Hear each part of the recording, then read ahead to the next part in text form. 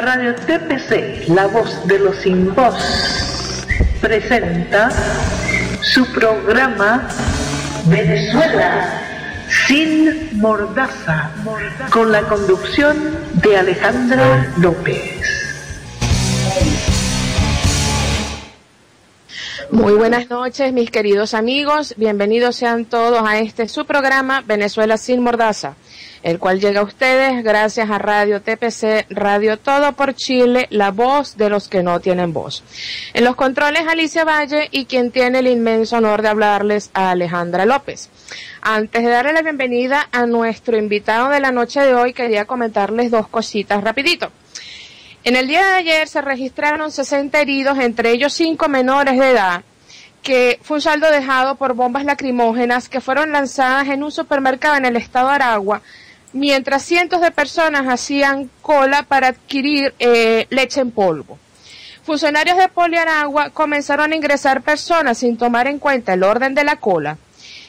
Además de dichos efectivos policiales, también comenzaron a sacar el producto en cantidades considerables, lo cual generó molestias. Se caldearon los ánimos y a estos sujetos no se les ocurrió nada más inteligente que lanzar bombas lacrimógenas.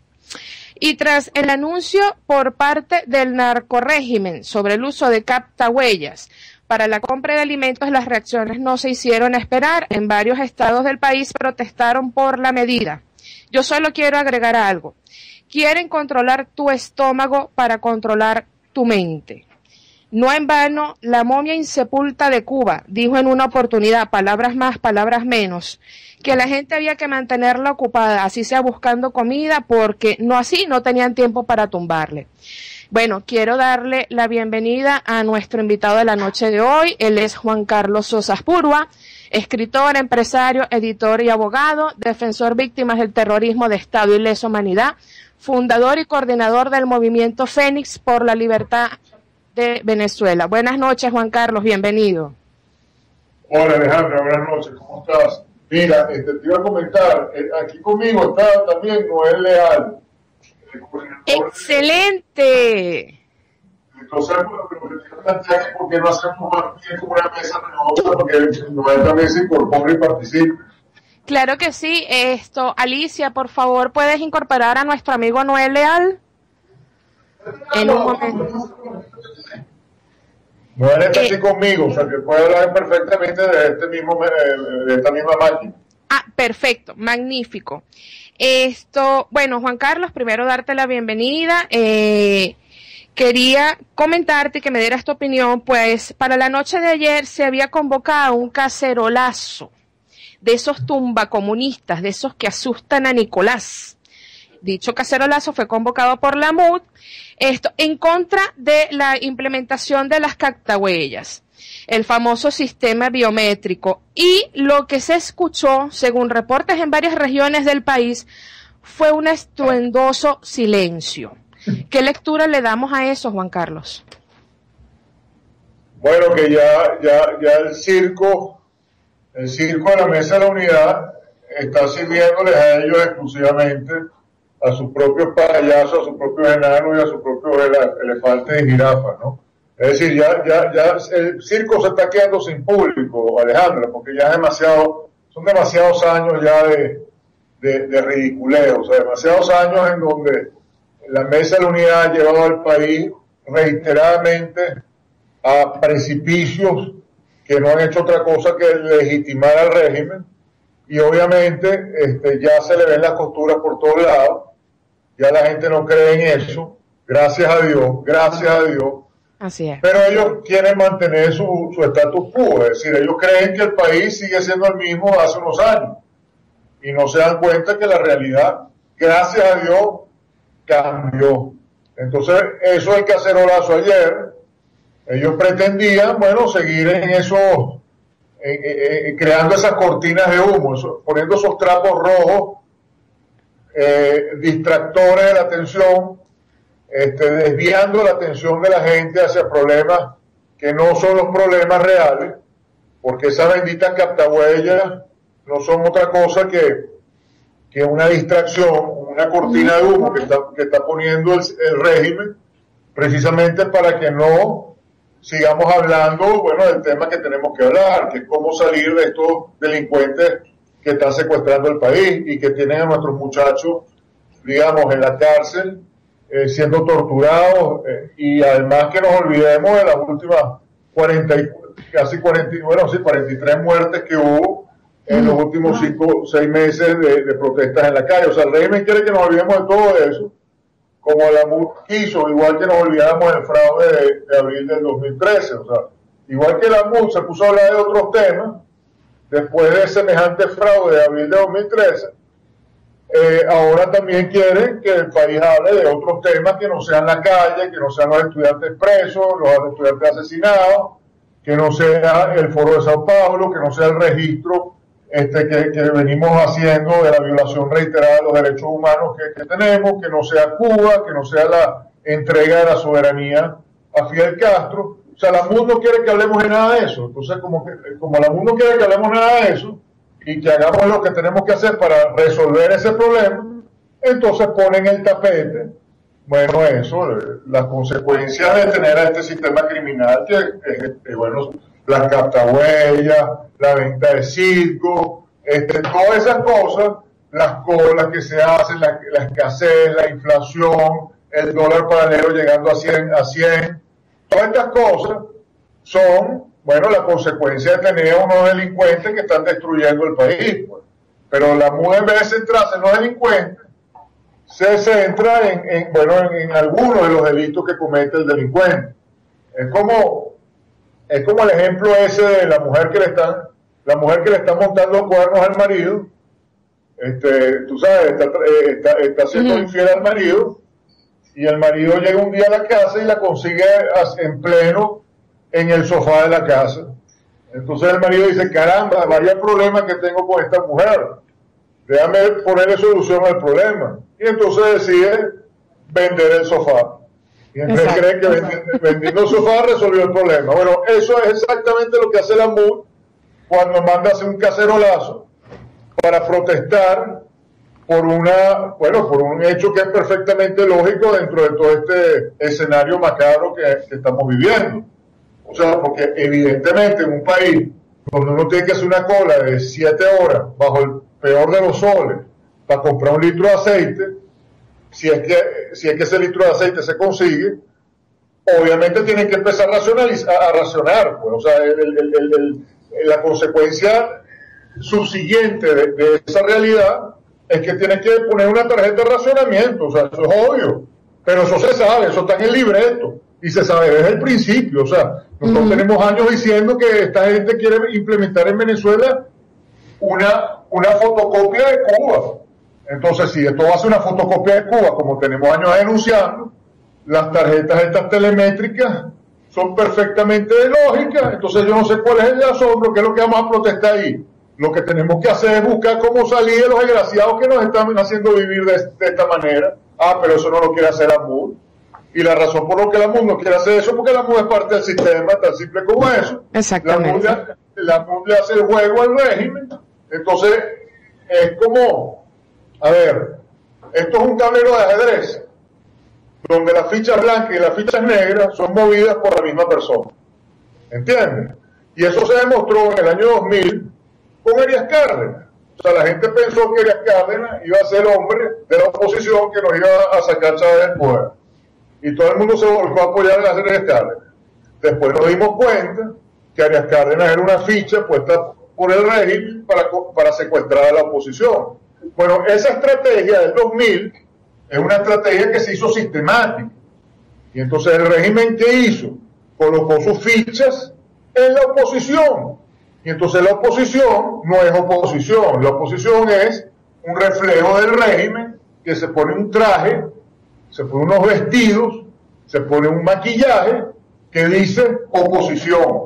Y la gente tonta sigue creyendo en ese, porque solamente hay que ser bien idiota para estas alturas seguir creyendo en eso. Porque yo entiendo que lo hayan creído en años anteriores, porque bueno, nadie nació Maquiavelo, ¿no? O sea, claro. Nadie tiene por qué saber que esto es así, pero después de 16 años ya se sabe que es así, pues. Entonces, el que quiera seguir en ese cuento, nada más puede ser dos cosas. Uno, cómplice del régimen. Cómplice del régimen que quiere mantener la chamba y entonces sigue a estos líderes porque estos líderes garantizan esa chamba. La MUD garantiza la chamba. La gobernacioncita, la alcaldíita, el puestico de la Asamblea Nacional y todo el clientelismo que se genera alrededor de eso. Entonces, el que sigue a esos líderes, uno, está buscando su chambita, su contratico con la alcaldía, su puestico no sé dónde, y ya. O dos, es un idiota redomado que no tiene salvación, pues. O sea, simplemente es un descerebrado. Porque a estas alturas pensar que los mismos individuos que tienen 16 años engañando, prometiendo villas y castillos todos los años, y llevando al país de precipicio en precipicio, atornillando al régimen como lo ha atornillado, y si no han aprendido en 16 años esa lección, y van a seguir aplaudiendo a esos desgraciados, entonces por favor, o sea, tienen que ser unos descerebrados, pues. Entonces, ni con descerebrados, ni con cómplices vamos a salir de esta pesadilla. Entonces yo lo que creo es que nos tenemos que olvidar de los descerebrados, nos tenemos que olvidar de los cómplices y apelar a los millones de venezolanos que saben perfectamente bien que por ahí no van los tiros. Y por eso mismo que ayer no sonaron las cacerolas, Alejandro. Las cacerolas no sonaron porque somos muchos más los que tenemos algo de cerebro y los que no somos cómplices que los descerebrados y los cómplices. Y eso fue lo que se demostró ayer y por eso hoy yo estoy feliz, porque me doy cuenta de que el camino que estamos recorriendo nosotros con Fénix, con Venezuela Futura, es el camino correcto. Así es, precisamente esto. Sabemos que el movimiento Fénix, el cual fundaste hace algunos años ya, han estado visitando varias regiones del país en compañía de los jóvenes de Venezuela Futura. Quiero que nos comentes, por favor, cómo ha sido la receptividad de la gente y qué se habla en esos foros. ¿Qué te dice la gente? ¿Cómo recibe la gente a Fénix y a Venezuela Futura? Bueno, voy a poner a Noela a responderte esa pregunta. Esta semana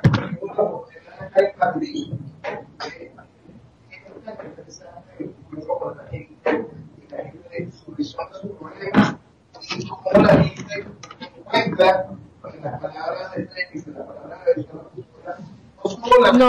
no se le escucha a Noel. Es que hoy Noel está de budista, está hablando como un budista. Sí, está de original. Noel, haga la tarea, por favor, haz la tarea, Noel, ponte allí. Alejandra, lo que pasa es que, como les estaba comentando, esta semana fuimos a Maturín. Sí. Y al encontrarse con la gente, y cuando la gente se encuentra con las palabras de Fénix, con las palabras de Juan Carlos, con las palabras en este caso de Juan Carlos Happy por Venezuela Futura, la gente ve reflejada su verdad, no lo que le quieren decir que es su verdad. La gente entiende cuál es su verdadera situación sin la mentira. La gente se identifica de inmediato y eso es lo que hace interesante. La gente en el fondo sabe por qué está así. La gente en el fondo sabe qué le han dicho y cómo le mintieron. Pero cuando lo escucha por un tercero y se identifica, es impresionante lo que sucede. Y eso es lo que está sucediendo con Fénix, cada parte donde Fénix llega, cada parte donde Fénix es escuchado. Precisamente esto. Y hablando en el Foro de la Conquista de la Libertad en Maturín, Juan Carlos dijo lo siguiente: no podemos resignarnos a la mediocridad del régimen. La acción ciudadana activará al sector institucional militar en el país.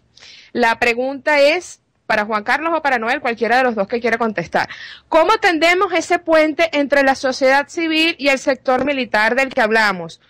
Porque aparentemente están divorciados. La gente se siente decepcionada de las Fuerzas Armadas y esa decepción fue en aumento durante los meses que duraron las protestas en el país. ¿Cómo reconciliamos a esos dos sectores tan importantes y necesarios para esa transición? Bueno, lo primero que tenemos que hacer, Alejandra, es dejar de estar insultando a las Fuerzas Armadas, como mucha gente hace, desde la ignorancia, ¿no? O sea, lo primero que la gente tiene que entender es que en las Fuerzas Armadas pasa exactamente lo mismo que en la sociedad civil. Igual que en la sociedad civil no todos somos corruptos, no todos somos empresarios de maletín, no todos estamos chupando la teta del Estado, no todos estamos buscando cómo conseguir nuestra chambita. Igual que en la sociedad civil hay gente trabajadora que está echando pichón, honesta, decente, que quiere un país mejor y que está luchando por eso, por el venir de sus hijos. Bueno, en las Fuerzas Armadas pasa exactamente lo mismo. Las Fuerzas Armadas es un universo bastante amplio. Y un universo que desde los años 20 se formó en un marco muy institucional. El problema es verdad que durante los 16 años que llevamos de tragedia revolucionaria, las Fuerzas Armadas fueron, digamos, envenenadas y los altos mandos corrompidos hasta la médula.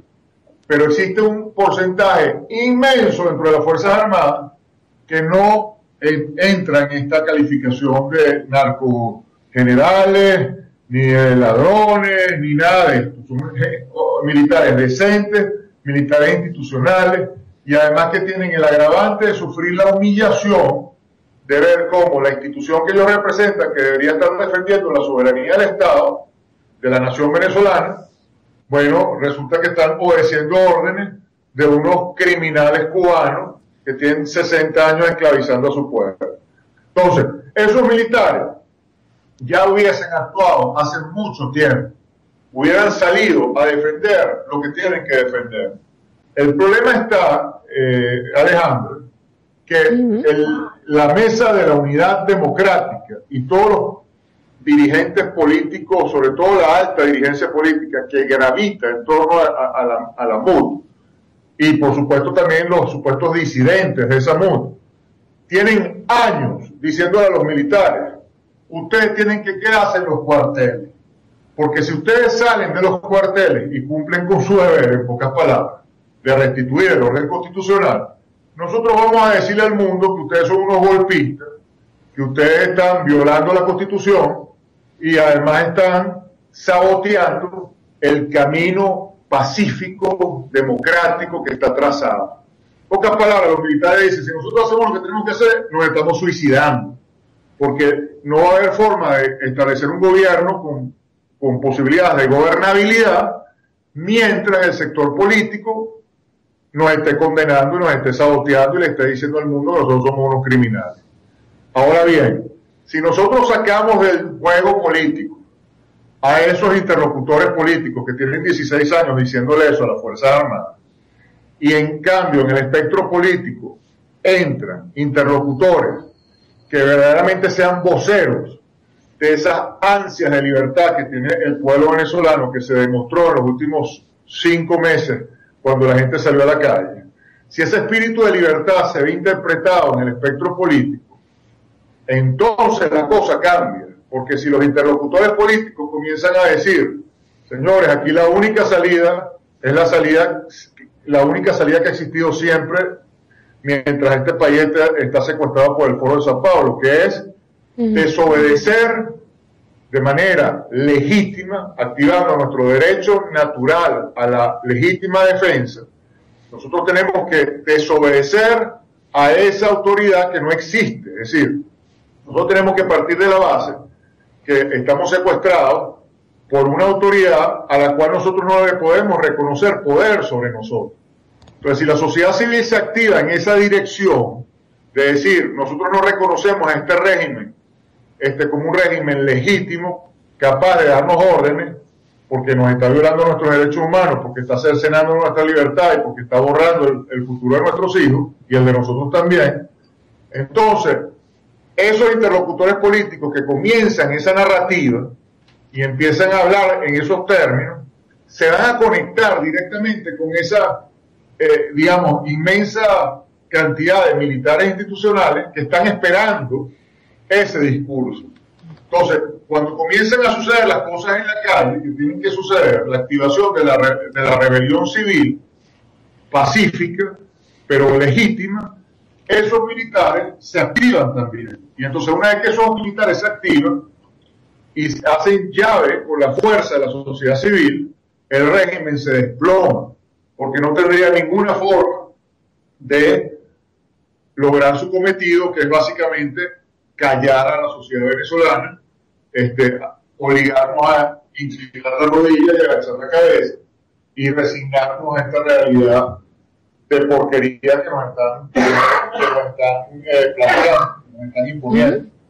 Entonces, yo tengo mucha fe de que en la medida en que nosotros verdaderamente logremos articular este clamor nacional por libertad, vamos a lograr, digamos, ese equipo necesario con nuestra institucionalidad militar para restituir el orden constitucional. Y yo quiero ser muy claro en esto, Alejandro, porque es importante dejar muy claro que la razón por la que yo digo esto públicamente es simplemente porque siento que lo lógico es que todos estemos hablando en estos términos que yo estoy hablando hoy. Y que, óyeme lo siguiente, y que no solamente que tenemos el derecho, sino que tenemos el deber de hablar así.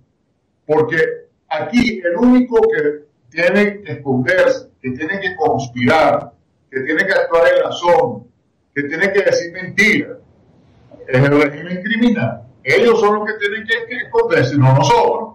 O sea, nosotros que no tenemos nada que esconder, porque lo que tenemos básicamente es nuestra dignidad y nuestro deseo de ser libres, tenemos todo el derecho del mundo de decirle a un régimen que nos está matando nuestra juventud, que nos está secuestrando nuestra juventud, que nos está matando a nosotros en las calles también, que nos tiene destruida la economía nacional, que no hay empleo en Venezuela, es decir, no hay ninguna posibilidad de porvenir en Venezuela, que tiene en la cárcel cientos de estudiantes a los cuales no se les ha seguido el más mínimo proceso justo para tenerlos allí, que se les ha torturado, que se les ha asesinado.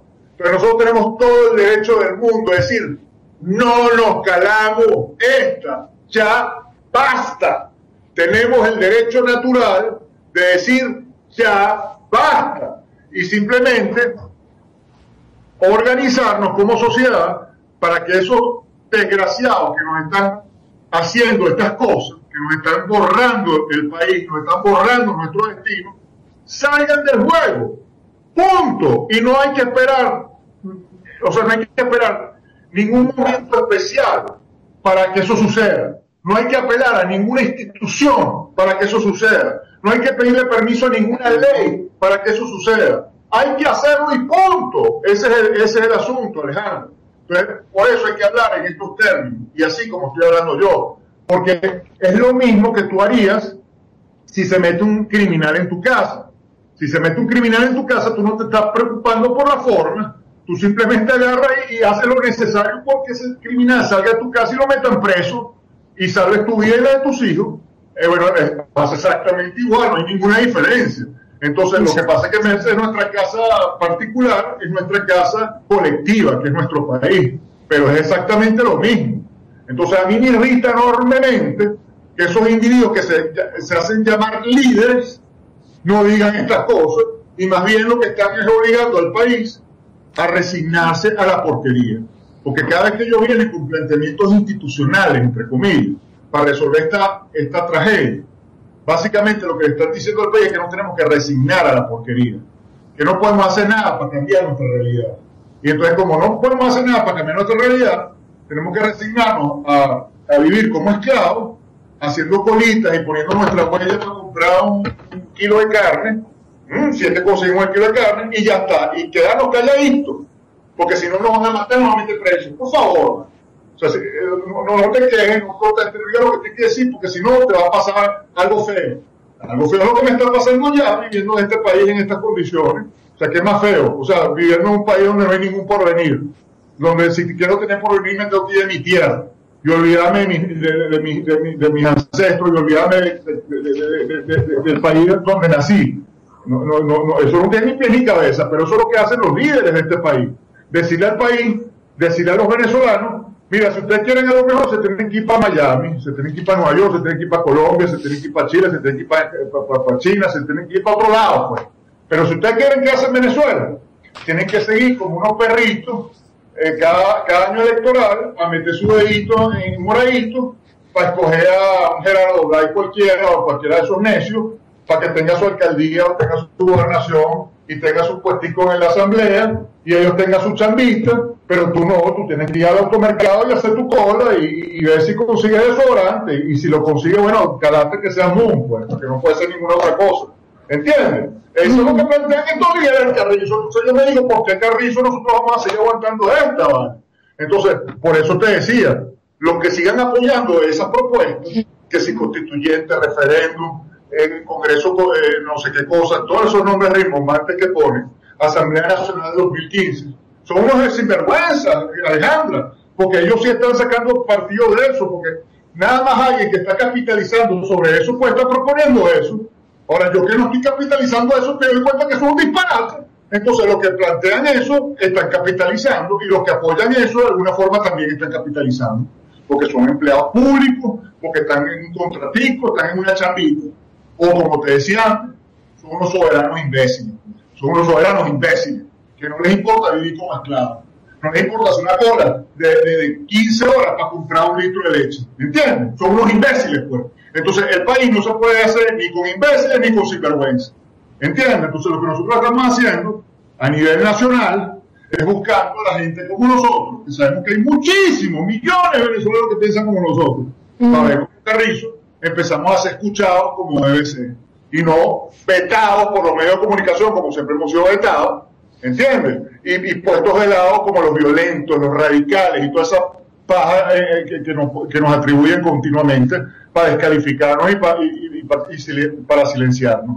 Entonces el tema es ese, Alejandra, básicamente. Totalmente de acuerdo contigo, Juan Carlos. Estamos claros que para salir del régimen se debe desconocer toda autoridad, y es allí donde entra la desobediencia civil. Pero la gente en su mayoría no está familiarizada con el concepto. Se habla de desobediencia, pero no se dice cómo aplicarla. Entonces, ¿cómo se aplica la desobediencia civil? ¿Salimos a la calle, no salimos a la calle? Si salimos a la calle, marchamos, no marchamos, guarimbeamos. ¿Cuál es la manera más efectiva de aplicar el 350? Mira, Alejandra, ve acá.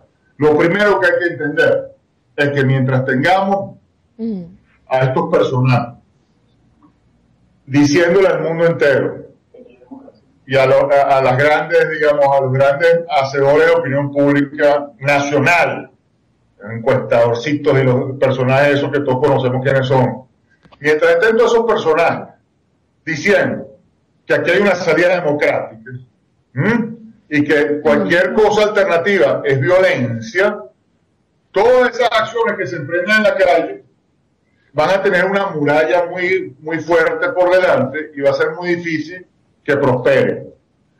Por eso que yo divido estas cosas en fases. Lo primero que tenemos que hacer es reconstruir la narrativa nacional. La narrativa nacional tiene que ser esta que tú y yo estamos conversando esta noche. O sea, eso tiene que ser la matriz de opinión de Venezuela. El clamor nacional tiene que estar hablando en estos términos. En el momento en que se logre eso, entonces, obviamente, ¿cómo activar la calle? Bueno, básicamente cerrando las calles. Cerrando las calles de la manera más segura posible, para exponer la vida también lo menos posible. La idea es hacerlo de una manera que no confronte.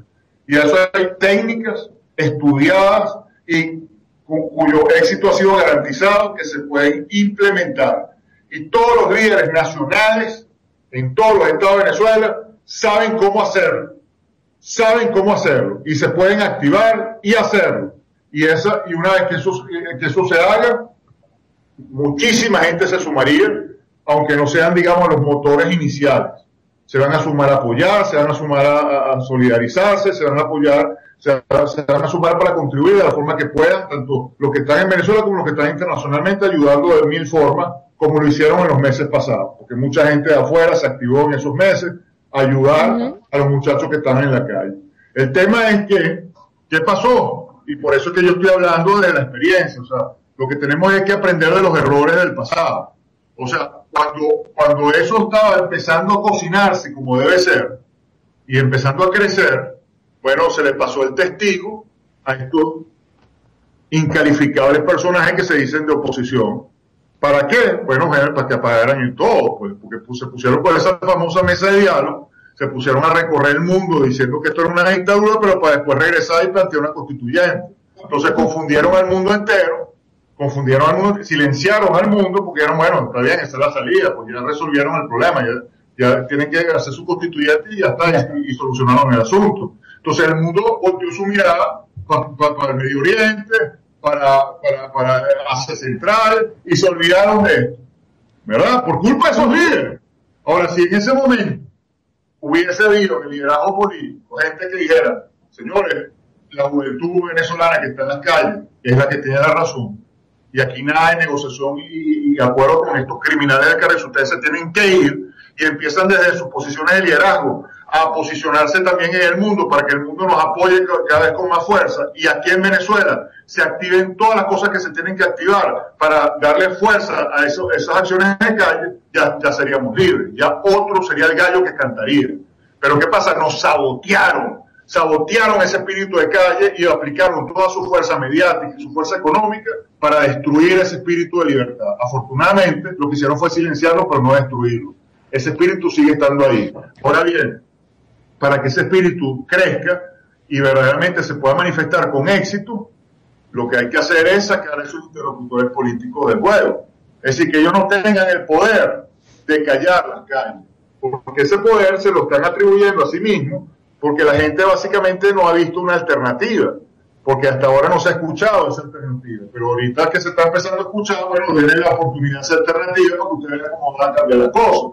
Pero si esos líderes políticos que siempre han tomado las decisiones, que nos han traído a donde estamos, siguen siendo los que tomen las decisiones, bueno, los resultados van a ser los mismos de los últimos 16 años, no van a ser distintos. Y también así que los planteamientos que están haciendo al país son los mismos que vienen haciendo durante los últimos 16 años. Entonces, esta fase implica sacarlos a ellos del juego, por lo menos del protagonismo político principal del país, para que el espíritu de libertad que hay en la calle se conecte con ese liderazgo político. Y entonces, las acciones de calle, cuando se activen nuevamente, no sean saboteadas, no sean neutralizadas, no sean apagadas, sino todo lo contrario, sean fortalecidas, sean incentivadas y se conduzcan a través de un liderazgo efectivo hacia el objetivo final, que es la libertad del país y el establecimiento de un gobierno que ponga orden, que limpie las instituciones, que recupere rápidamente todo el aparato productivo nacional y básicamente que empiece a direccionar el país hacia el camino correcto, para que entonces se tiendan los puentes necesarios y hayan unas posibles elecciones verdaderamente limpias y democráticas, donde efectivamente pueda haber un juego democrático de verdad y no una farsa como la que hemos tenido los últimos 16 años, no un fraude como lo que hemos tenido los últimos 16 años. Básicamente ese es el tema, Alejandra. La manera de activar la calle, eso ya está escrito, y se va a hacer, pero siempre y cuando, te repito, tengamos posibilidades ciertas de no ser, digamos, detenidos por una muralla inmensa que fue la que se aplicó en febrero y en marzo con estos payasos y su circo, pues, porque básicamente eso fue lo que hicieron. Metieron los alcaldes presos, entonces ellos permitieron que se hicieran unas elecciones que obviamente no las iba a ganar el régimen formalmente, obviamente las iba a ganar el régimen pero con su disfraz de oposición, eso se sabe. O sea, pero ¿qué pasa? Necesitaban limpiar otra vez el CNE, legitimar otra vez el CNE, legitimar la decisión de Maduro de meter estos alcaldes presos y básicamente preparar el terreno para la próxima chamba electoral. Pero como la próxima chamba electoral es en diciembre de 2015 y falta mucho tiempo, mientras tanto tienen que distraer el país, poner trapos rojos. ¿Cuáles son las distracciones? La constituyente y el Congreso Ciudadano. Mientras eso les permite a ellos, a los que todavía no están inscritos en el CNE, recoger las firmas necesarias para escribir su movimiento como partido político en el CNE, como cosas que están haciendo en los Congresos Ciudadanos. Y dos, bueno, ganar tiempo y protagonismo para sus listicas de candidatos para la Asamblea Nacional de 2015. Y una vez que llegue el 2015, otra vez montarse en esa fiesta electoral, utilizando los medios de comunicación del régimen para aplastar cualquier voz alternativa y entonces otra vez llevar al país al nuevo precipicio, pues, que ya va a ser el precipicio final, porque de aquí al 2015, diciembre de 2015, el país va a estar mucho más débil de lo que está ahorita. Vamos a tener mucho menos capacidad de reacción de la que tenemos ahorita. Porque esa es otra cosa que tiene que quedar bien clara, Alejandro. Mucha gente piensa, no, este gobierno va a implosionar, porque imagínate, esta situación económica no la soporta nadie, bueno, precisamente ese es el objetivo del régimen, crear una situación que nadie soporte. ¿Para qué? Para empobrecer a toda la población y a los que no se la puedan, a los que no puedan, digamos, a los que no quieran quedarse esa pobreza, se larguen para otro país, como hicieron en Cuba, y nos quedemos simplemente con aquellos que no tienen ninguna posibilidad de cambiar su destino, y así ellos reinan de por vida. ¿O acaso tú crees que las políticas públicas de Fidel Castro fueron las políticas públicas que aplicó Margaret Thatcher en Inglaterra para recuperar Inglaterra? Las políticas públicas de Fidel Castro son lo más desastrosos que puede haber. Los resultados no pueden ser más paupérrimos. Los resultados son niñas de 10 años prostituyéndose para poder comer, pero Fidel Castro se va a morir en el poder. Y eso es Cuba, que no tiene petróleo. Imagínate Venezuela, que no tiene petróleo. Si estos desgraciados no se van a morir en el poder, a menos que nosotros lo saquemos. Entonces, por favor, dejen el cuento chino y la cobardía que está pensando que el gobierno va a caer por sus malas políticas públicas, o pensar que esas malas políticas públicas pueden ser redireccionadas, como saben de vez en cuando algunos políticos y algunos expertos en ciertas materias, a darle consejos al gobierno. No haga esto, otro, esta política, no, aplique esta otra política. Por favor, o sea, si algo es, digamos, una jugada maestra del régimen, es precisamente su política pública. Las políticas públicas del gobierno son deliberadas para destruir a Venezuela, el régimen. Cuando digo gobierno, entiéndase régimen. Sí. El gobierno un carrizo, bueno, el gobierno del crimen. Entonces, básicamente, esas políticas públicas están hechas para destruir a la sociedad venezolana, para destruirla económicamente y espiritualmente. Por eso que es la promoción de toda la mediocridad y rodearnos de basura y de porquería por todos lados y la infraestructura del país cayéndose a pedazos y construyen un puente y el puente se cae a los 3 meses. O sea, todo eso es deliberado. Todo eso es deliberado. Entonces, la corrupción abierta y siniestra que tiene. El tipo montado ahí, haciéndose la casota inmensa sin ningún tipo de pudor y sin ningún tipo de nada, porque eso es precisamente lo que quiere exhibir. Mira, yo estoy aquí, tengo el pollo, soy el macho que veo por lo que me da la gana, y usted se la cara. Todo eso es una forma de básicamente ir quebrando el espíritu. Cuando ponen al supuesto líder de la oposición a abrazarse con Bielma Mora, que fue el que más reprimió a los muchachos en Mérida, eso es una estrategia para quebrar el espíritu a la gente. Sí. Cuando hacen todas estas cosas que hacen, una y otra vez, lo que buscan es precisamente que la gente diga, aquí no hay salida. O sea, la gente pierde cualquier posibilidad de tener esperanza. Porque la gente dice, caramba, pero si esto es así, ¿qué se puede hacer? Esto es una fuerza demasiado grande, nosotros no podemos ir contra esto, porque es eso, nos van a meter presos, nos van a matar, o fíjate que la misma oposición está, tú sabes, llegando a puntos conciliatorios, ¿qué podemos hacer? No podemos hacer nada. Entonces la gente se va del país, o otros simplemente, bueno, se resignan y se vuelven unos idiotas. Entonces, ese es el objetivo de esta gente. Ahora, lo que nosotros estamos tratando de decir al país es que no nos tenemos que quedar en esta realidad. Que las historias no están escritas con tinta definitiva. Todas las historias se pueden cambiar. Los países son como los seres humanos. Igual que los seres humanos pasan por muchísimas fases en su vida. Y de repente a ti te puede ir muy mal en un momento determinado. Puedes sufrir una tragedia, puedes sufrir una situación muy dramática en tu vida que te marca espiritualmente y te genera mucho sufrimiento. O puedes cometer errores garrafales en tu vida. Cónchale, tú con tu voluntad y con tu inteligencia aplicada puedes de alguna forma recuperarte y seguir tu vida hacia adelante más sabia y más fuerte y buscando mejores destinos. Tú puedes cambiar tu realidad. Tú puedes cambiar tu realidad. Todos nosotros hemos experimentado esas situaciones y de alguna manera estamos aquí. De alguna forma superamos nuestros traumas o aprendemos a vivir con ellos de una manera sabia para que la vida pueda seguir siendo vivible y pueda seguir valiendo la pena. Bueno, lo mismo pasa con los países, Alejandra.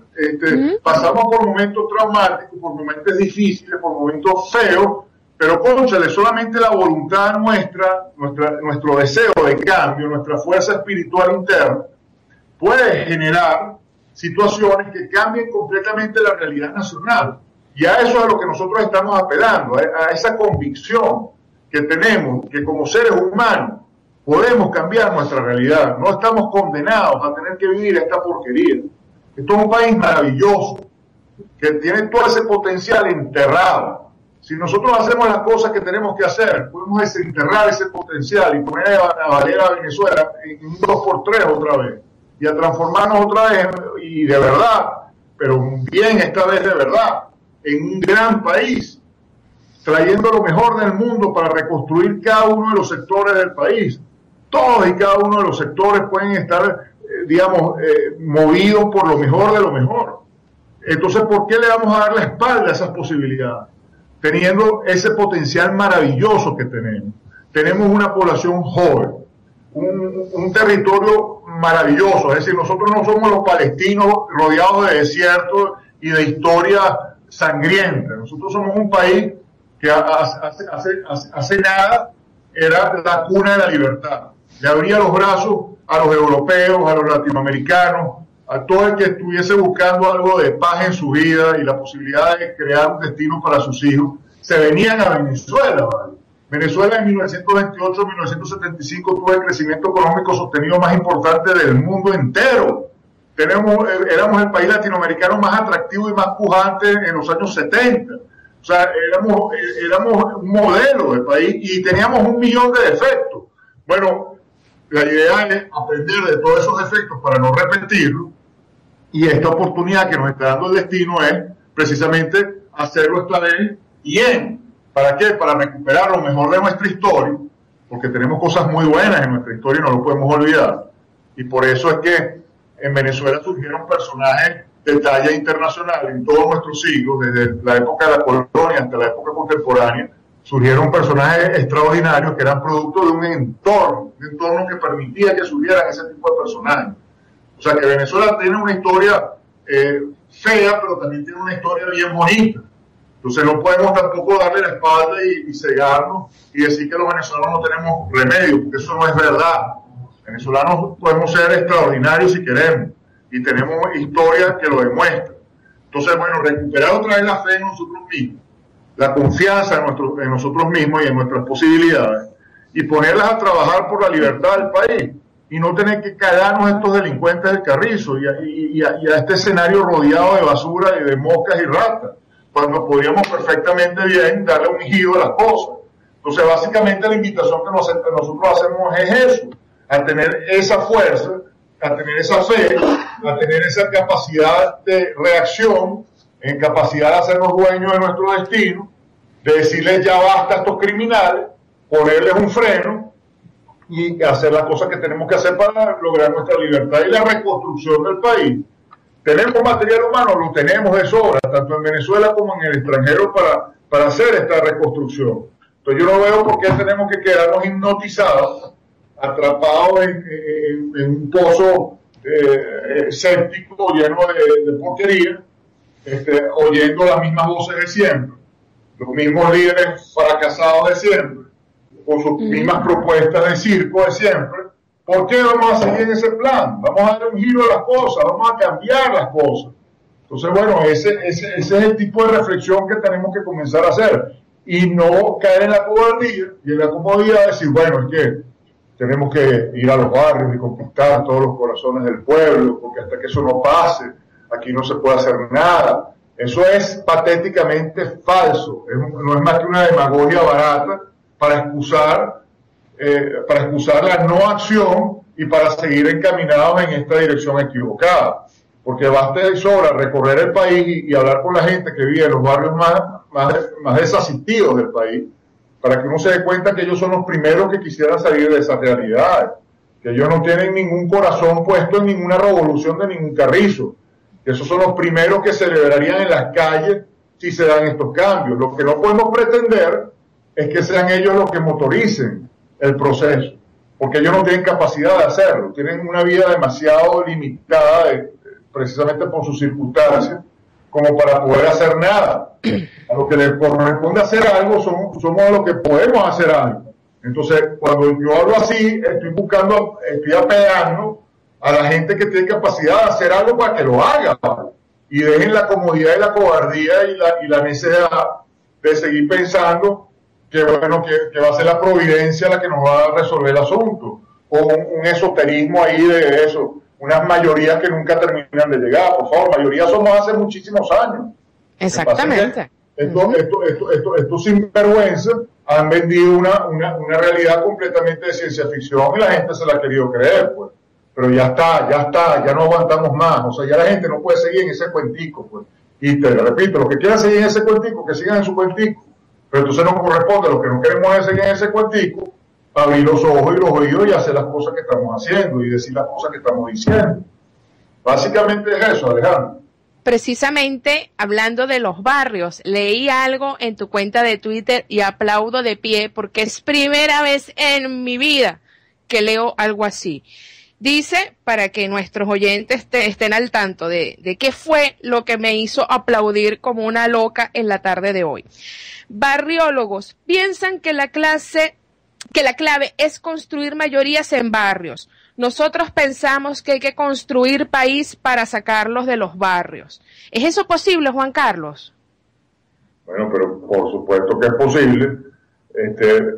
Por supuesto que es posible. Y no solamente sí, porque que es siempre posible, se nos dice que no, que o sea, siempre vamos para el barrio, pero no lo sacamos. No solamente es que es posible, es que es la única forma de hacerlo. Es decir, los políticos tercermundistas, los populistas y demagogos, piensan que, digamos, ir a un barrio y pintarle la pared del rancho y de repente construir una canchita de basquetbol a los vecinos del barrio, es hacer patria, pues hacer país, que así están ayudándolo. Mentira, así lo que están es hundiéndolos más. Y además con un trato condescendiente, tú sabes, así como los pobres, ¿no? Así como si fueran distintos, ellos y nosotros. No, señor, ese no es el punto. El asunto es crear las condiciones en el país, eso le corresponde a los líderes de verdad, los que se quieren decir líderes, eso es lo que tienen la responsabilidad de hacerlo, de crear las condiciones en el país para que la gente que viva así, de esa forma, deje de vivir así, de esa forma. Es decir, crear las condiciones para que el que viva en esos ranchos que se están cayendo a pedazos, rodeados de cloacas y de enfermedades de todo tipo, palúdicas y de criminalidad, no tengan esos entornos de vida.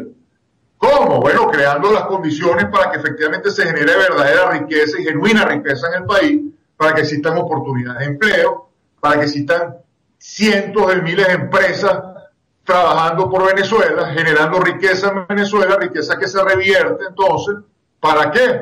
Para generar acciones que transformen al país en un país con un sistema de salud extraordinario, con un sistema de educación extraordinario, con una infraestructura de servicios extraordinaria, para que la gente tenga efectivamente un entorno que les permita tener una vida extraordinaria si quieren tenerla. Es decir, que nadie nazca en unas condiciones que no les permitan salir de las condiciones X que tenga de nacimiento y moldear su destino a su parecer. El otro día yo estaba escuchando a Arnold Schwarzenegger aceptando el doctorado de letras que le concedía la Universidad del Sur de California. Y entonces él narraba en ese momento su historia personal y decía una cosa maravillosa, decía, bueno, efectivamente yo me fui a los Estados Unidos de Norteamérica sin nada en el bolsillo, porque sabía que en ese país se pueden lograr los sueños que uno se plantea en la vida. Y que un muchacho austríaco que no tiene dónde caerse muerto y no tiene ningún porvenir en su pueblo, si va a los Estados Unidos, puede hacer con su vida lo que le dé la gana. Bueno, eso lo permiten los países, ¿entiendes? Que tienen unos sistemas de generación de riqueza movidos por una sociedad pujante, creativa, con libertad, para que esa creación fluya y se puedan entonces generar puros círculos virtuosos por todas partes. Entonces, en países como Estados Unidos,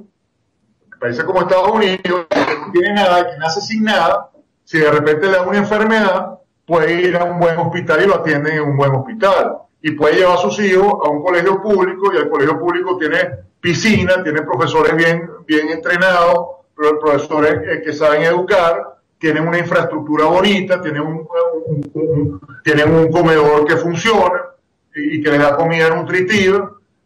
Si alguien comete un delito, lo meten en una cárcel donde tiene posibilidad de regenerarse de aprender y salir de allí, no siendo un criminal, sino siendo un ciudadano productivo a su país. Eso es lo que te dan los países libres que funcionan. Y por eso unos países llegan a ser potencias mundiales y otros se transforman en países completamente olvidados por todo, pues se transforman en países forajidos y rodeados de miseria. Entonces, la cuestión es quitarse los chips acomplejados de la cabeza y empezar a pensar con grandeza, pues. Entonces, no conformarnos con la mediocre, sino pensar verdaderamente en grande. Entonces, ¿qué tengo yo en mente? Mira, nosotros podríamos perfectamente traer a las personas que transformaron a Abu Dhabi, por ejemplo, por decir algo, en el país hoy en día que es, o Singapur en el país que hoy en día es, o cualquier, digamos, lo que tú quieres desarrollar el turismo, te trae a la gente que te hizo la Costa Azul, ¿entiendes? Quieres transformar la aeronáutica, te trae a las mejores líneas aéreas de Venezuela. Quieres hacer la infraestructura, te trae a los que hicieron, la infraestructura de los países más avanzados del planeta. Quieres hacer un sistema de cárcel que funcione, te trae a los que saben de ese negocio para que hagan las mejores cárceles en Venezuela. ¿Entiendes? Haces ciudades nuevas. Y entonces pones unas casas bonitas y pones a la gente en esas casas bonitas, con entornos bonitos también, con oportunidades de empleo que le permitan pagar esas casas con su propio trabajo, que no es un regalo que se lo dio el Tarzán que llegó al poder, sino que ellos se ganan esa casa con su propio trabajo porque hay oportunidades para esa gente, para tener buen trabajo, para tener una buena remuneración. Y entonces sus hijos, en vez de nacer rodeados de cloacas, nacen en un lugar agradable que les permite entonces desarrollar su espíritu y plantearse metas bonitas en la vida. Entonces básicamente de eso se trata, Alejandro. Básicamente cuando yo digo sacar a la gente de los barrios, estoy hablando de estas cosas. O sea, los líderes no corresponde implementar estas cosas para que precisamente esos escenarios se borren completamente. Yo no voy a ir a un rancho a preguntarle a la gente, mira, ¿cómo crees tú que tengo que hacer yo para ser líder? Yo siempre me recuerdo de un libro que escribió, que a mí me marcó mucho, John Kennedy, cuando era senador. John Kennedy sufría la espalda y cuando era senador lo operaron y pasó como un mes hospitalizado. Y en ese momento escribió un libro que se llama Perfiles de Coraje, Profiles in Courage, que básicamente es un libro en donde él hace un recuento histórico de los senadores de los Estados Unidos que demostraron lo que él consideraba que era el valor más importante que puede tener un hombre, que es el valor, que demostraron valor, que estuvieron dispuestos a enfrentar la vida, todo, con todos sus riesgos, es decir, perder familia, perder propiedades, perder reputación, perder todo, actuando según sus convicciones. Entonces, bueno, básicamente él hacía el análisis de estos personajes y en el prólogo del libro escribió que cuando él se lanzó al Senado de los Estados Unidos y llegó al Senado y ya era senador, él nunca actuó como senador pensando en lo que quisieran sus electores que él hiciera. O sea, él decía, yo no voy a ser un senador adaptándome a lo que mis electores quisieran que yo fuera. No. Sí. O sea, yo tengo que partir de la base que aquellos que me escogieron a mí senador, me escogieron senador no para hacer lo que a ellos les dé la gana que yo haga, sino para hacer lo correcto. Es decir, ellos están escogiéndome a mí por mi criterio, porque creen que tengo la formación, tengo la capacidad intelectual y tengo la visión para hacer lo que tengo que hacer, punto, independientemente que a ellos les guste o no les guste, porque para eso soy yo el senador y no ellos. Entonces, el tema aquí es que los políticos tercermundistas, demagogos, irresponsables y chiquitos que tenemos en Venezuela, hasta ahora, y los que siguen planteando las cosas cuando hablan de los barrios, de la cuestión, es que básicamente ellos pretenden que sean los hijos de la casa los que administren la casa. Ellos son los padres de familia, porque un líder es un padre de familia. Entonces, ellos básicamente, como padres de familia, le están diciendo a los hijos, mire, ustedes van a administrar la casa. Entonces, como los hijos no tienen capacidad de administrar la casa, por razones obvias, bueno, entonces, en vez de comprar comida, los niños compran Doritos, ¿entiendes? Entonces, en vez de leerse un libro, se ponen a jugar video todo el día. En vez de pagar el agua, compran unas metras o unas carticas para jugar entre ellos. Entonces, a la vuelta de la esquina, la casa se está cayendo a pedazos, pues, y no tienen comida, y no tienen intelecto, no tienen nada. Bueno, pasa exactamente aquí con los líderes venezolanos. Se van a los barrios a decirle, bueno, dígame cómo tengo que salir, dígame cómo tengo que gobernar. Pamplinas, ¿vale? Y básicamente además subestimando enormemente a las personas que viven en los barrios. Las personas que viven en los barrios tienen un criterio ya formado, muchos de ellos. Y son gente además muy trabajadora, que no necesita que vaya un político allá a besarlos y abrazarse y para la foto maravillosa, ¿no? Y como te digo, para poner el pañito caliente. Se le haría muchísimo más favor, o sea, se le haría muchísimo más bien a una gente que vive en unas condiciones tan lamentables. Bueno, si uno, aunque sea antipático, hace lo que tiene que hacer y no está perdiendo el tiempo en subir en una escalera, no sé cuántos escalones, para ser simpático, para caer bien, para tomarse el whisky, para comerse el sancocho con la viejita y darle el besito al bebé recién nacido. O sea, nadie quiere eso, o sea, nadie que viva en esas condiciones, eso es lo que está esperando. Entonces, yo simplemente lo que planteo, ¿para qué vamos a seguir perdiendo tiempo en esa idiotez que no ha resuelto nada en los últimos 60 años? Bueno, vamos a concentrarnos en lo que tenemos que hacer, que es construir país, implementar las condiciones necesarias para que el país eche para adelante. Y para eso, vuelvo y te repito, no hace falta ir al barrio, porque el barrio ya sabemos lo que tiene adentro. Y los que están adentro del barrio también saben lo que hay adentro. Lo que están buscando es cómo salir para afuera. Y para salir para afuera, vuelvo y te repito, no necesitan que el político vaya para adentro. Lo que necesitan es que el político haga lo que tiene que hacer, que haga lo correcto. Y eso no se hace yendo al barrio. Eso se hace, vuelvo y te repito, siendo un líder de los tiempos, siendo un líder que haga lo correcto. Así sea antipático lo que tenga que hacer en un primer momento. Ese es la clave del liderazgo. Y la clave por la cual algunos países echan para adelante y otros se quedan hundidos en el cuentico chino, en la habladera epistolada. ¿Entiendes? Porque ¿quién habló más bonito que Chávez? Nadie. ¿Quién prometió más cosas a los pueblos que Chávez? Nadie. ¿Quién se parecía más supuestamente al fenotipo, no sé qué, que Chávez? Chávez ha sido el tipo más, digamos, más popularchero, más chévere, más bailador de sancocho, más, tú sabes, más todo lo que supuestamente se tiene que hacer para ser político, que Chávez no existe. Bueno, ¿y cuál es el resultado de Chávez? ¿Qué país le trajo Chávez? ¿Cuántos niños de la calle sacó Chávez de la calle? ¿Cuántos delitos dejaron de cometerse por gracias a Chávez? ¿Cuántos barrios desaparecieron gracias a Chávez? Entonces, por favor, ahí tienes tu respuesta, Alejandro. Ahí tienes tu respuesta.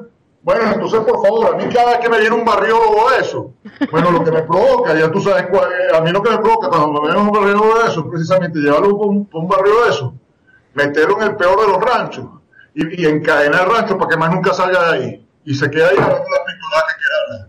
¿Entiendes? Eso es lo que me provoca, por esos barriólogos del Carrizo. Así es. Juan Carlos, yo comentaba la semana pasada con Noel que esa gran mayoría de la que tú hablas se ha sentido traicionada por la MUD y se ha creado como un estado de orfandad entre la oposición venezolana. Quizás ahora Movimiento Fénix viene a ser como una bocanada de aire fresco, de decir, oye, mira, no estamos solos, hay gente que piensa como nosotros, ¿no? Yo recuerdo que hace algún tiempo, meses atrás, en un programa donde te tuvimos, mi querido amigo Manuel Contreras Valdebenito, al cual le mando un saludo y un abrazo, te decía que si tú estabas dispuesto a tomar las riendas del país, y en esa oportunidad nos habías comentado que de momento lo descartabas porque tu mensaje no había calado. Hoy piensas exactamente lo mismo, de presentarse esa oportunidad y de pasar todas esas fases que hemos mencionado en el programa. ¿Tú estarías dispuesto a tomar las riendas del país? Alejandro, yo no estaría haciendo lo que estoy haciendo si no considerara eso una opción perfectamente válida. Sería un tronco irresponsable si precisamente estoy haciendo todo lo que estoy haciendo para al final, como digo, morir en la orilla. O sea, tanto nada para morir en la orilla, para que venga Ramos Alup y tú sabes, y sea que el que termina allí precisamente porque los que movieron el proceso no estuvieron dispuestos a llegar hasta el final. Obviamente queremos llegar hasta el final con el objetivo de no solamente lograr la libertad, sino implementar todas las cosas que te estoy diciendo, es decir, transformar a Venezuela en el país que merecemos ser y no en esta mediocridad. Así que mi respuesta es afirmativa, evidentemente que sí. Wow, qué alegría, qué alegría. Juan Carlos, lamentablemente estamos llegando al final del programa, pero quiero hacer una acotación en base a una publicación que hiciste en tu página de Facebook el pasado 26 de agosto, donde hacías un llamado de alerta sobre una persona que se hacía llamar Vuelo del Fénix Caracas y que estaba usando el nombre de tu movimiento para estafar. Lo cierto es que leyendo los comentarios, dicha persona apareció y dijo ser parte del movimiento o del grupo del vicealmirante Mario Iván Carratú. También salió una persona aseverando que esta persona, Movimiento del Fénix Caracas, había estado solicitando ayuda económica para hacer traslados a regiones del país. Yo, conociendo un poquito al vicealmirante, puesto que he conversado en varias oportunidades con él, me tomé la molestia y el atrevimiento de hacer capturas de pantallas de dicha conversación y se las hice llegar. Leo textual la respuesta del vicealmirante. Ni idea, no pido dinero ni pertenezco a grupos. Agradezco su información, voy a iniciar investigación. Juan Carlos, Movimiento Fénix no pide dinero. Si alguien quiere comunicarse contigo con el movimiento, ¿cómo puede hacerlo? Noel.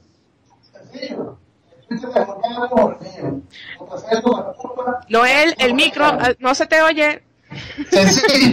Sencillo. Está el Twitter de Juan Carlos y el Twitter mío personal. @Noel Leal. Son las únicas 2 vías con las que Fénix se entiende con la gente. Las únicas 2 vías hasta hoy por donde la gente se puede comunicar con Fénix. Y te digo una cosa, Alejandro, con respecto a eso, precisamente, eso fue una amiga mía que me llamó diciéndome alarmadísima, preguntándome, pues, porque este superpueblo de Fénix había llamado y estaba, igual puso a Carratú, puso su nombre Carratú en ese uso que tú planteas, igual estaba usando mi nombre personal y asociando precisamente ese movimiento que creo para hacer eso que tú estás diciendo, para buscar plata, para qué sé yo, no sé para qué será.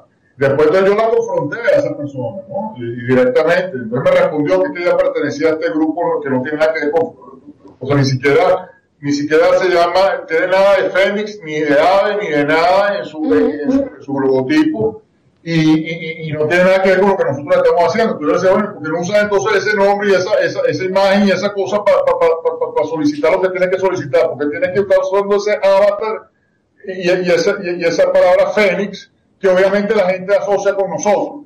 Exacto. Entonces, obviamente nosotros que respondemos, ¿no? Entonces, bueno, sí es bueno que lo hayas planteado, porque evidentemente, mira, eso es una cosa muy delicada, muy delicada, y es muy importante que la gente sepa, tal como acaba de decir Noel, que evidentemente cada vez habrá más Fénix en Venezuela y personas que se unan al movimiento y personas que estén dispuestas a trabajar, como efectivamente está pasando, como te decía, en todos los estados de Venezuela. Pero a la hora de este tipo de situaciones tan delicadas, tanto Noel como yo hemos decidido que efectivamente seamos los únicos contactos. Entonces sí es muy importante que la gente bajo ninguna circunstancia esté atendiendo ese tipo de llamadas o ese tipo de solicitudes sin antes corroborar con nosotros si esa persona que está recurriendo a esa gente tiene que ver con nosotros. Por eso que en última instancia, para cosas delicadas, que impliquen cosas como las que estamos planteando, es fundamental que únicamente se utilice la cuenta de Noel o mi cuenta. Exacto. Independientemente que haya otras personas que puedan efectivamente pertenecer al movimiento Fénix y que puedan estar actuando en nuestro nombre para otras cosas, para otro tipo de acciones. Pero para cosas realmente, tú sabes, delicadas, que impliquen, por ejemplo, ese tema económico, lo que sea, por favor, ténganlo muy claro, solamente con Noel Leal o con mi persona directamente, con más nadie. Exacto, las cuentas de Twitter, @JCSosaspuro, @Noel Leal. Esto sí era importante hacer esta aclaratoria porque por supuesto se puede prestar a confusiones, además de que involucran al movimiento Fénix, también estaban involucrando pues al vicealmirante Y es interesante pues que la gente sepa que no se está pidiendo dinero, que el vicealmirante no pide dinero y que el Movimiento Fénix por ahora no está solicitando ningún tipo de ayuda económica. Así es. Esto, para finalizar, Juan Carlos, un mensaje. Bueno, el mensaje básicamente es un mensaje de esperanza, de que sí podemos hacerlo, sí podemos hacerlo, sí podemos hacerlo y sí podemos hacerlo. O sea, la gente se tiene que convencer de que podemos cambiar la historia, que podemos lograr nuestra libertad, que no podemos caer en la depresión, no podemos caer en la desesperanza, no podemos decir, no, es que esto es muy difícil, esto ya no tiene salida. Sí hay salida, sí hay esperanza y sí podemos lograr nuestra libertad. Al final del día son 5 gatos los que están ahí. 5 gatos, hay que quitarles esas luces y esos colores que nos han hecho pensar que son demasiado poderosos. Un carrizo poderoso, cuando se tiene ese rabo de paja y se ha cometido tanto delito en la vida, no se puede ser más pobre, no se puede ser más insignificante. Y eso lo tenemos que tener bien claro. La fuerza la tenemos nosotros, la razón la tenemos nosotros, la verdad está de nuestro lado. Y eso es lo más poderoso que puede haber. Y si nos organizamos y hacemos lo que tenemos que hacer, vamos a tener éxito. Así es. Bueno, muchísimas gracias, Juan Carlos. Un placer tenerte nuevamente en el programa. Desde ya te extiendo la invitación para una próxima oportunidad. Y decirle a nuestros amigos que el martes nos encontramos con Chile sin Mordaza, el miércoles Café Tertulia, jueves Las Américas Opinan y el próximo viernes la cita es en Venezuela sin Mordaza. Muchísimas gracias, buenas noches y Dios con nosotros. Un abrazo. Abrazo, gracias.